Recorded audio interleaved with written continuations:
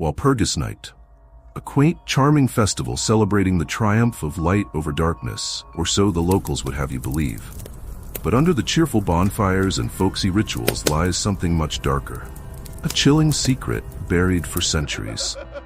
In the remote, fog-shrouded town of Kutna, the residents are experts in many things: superstition, ancient rituals, and, let's not forget, keeping secrets.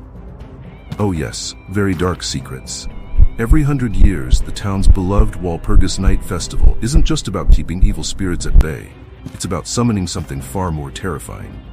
You see, they've been living with a deal. One they'd prefer you not know about. A deal with a masked figure, long forgotten by outsiders, but whispered about in the darkest corners of the town. The Walpurgis Night Killer. He appears like clockwork once every century, wearing a grotesque bird-faced mask, a relic of the Black Plague, and a cloak as black as the void itself. He doesn't just stalk his prey, oh no. That's far too predictable for a man, or thing like him. Our dear killer has a gift, if you can call it that. He can smell your fear. It's like a beacon to him, guiding him straight to you. You could be hiding, trembling in the cellar, maybe even thinking you're safe behind that locked door. But it won't matter. He can feel your terror, and it makes him faster, smarter, and hungrier.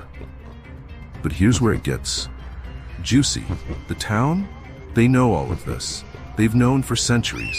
You see, every 100 years they throw a little party for him, a sacrifice in the form of unsuspecting visitors. Those poor souls who just thought they were here to see some harmless bonfires and quaint superstitions. It's all part of the ritual to appease the killer so he doesn't turn on them. Nice, right? This time, though, there's a bit of a twist. It seems the killer's gotten bored of the town's arrangement, because tonight, he's coming for everyone.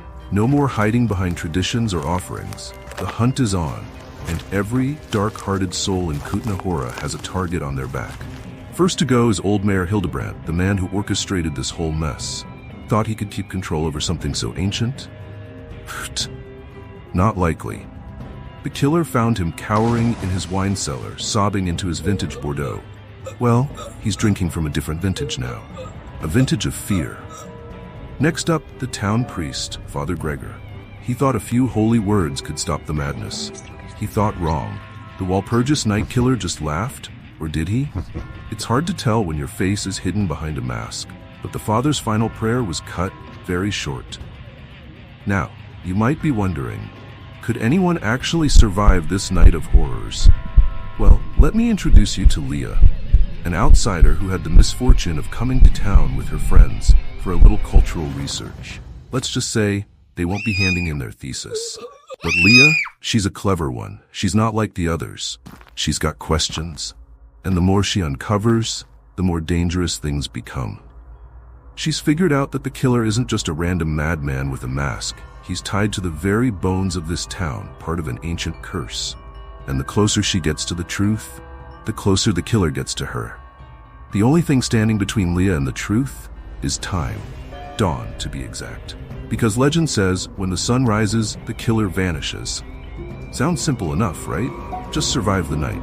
But here's the kicker. There's a solar eclipse on the horizon, and as that shadow creeps across the moon, it's starting to look like dawn may never come. So who will survive? And more importantly, will the sun ever rise again? In Kutna, the night may never end, and neither will the terror of the Walpurgis Night Killer.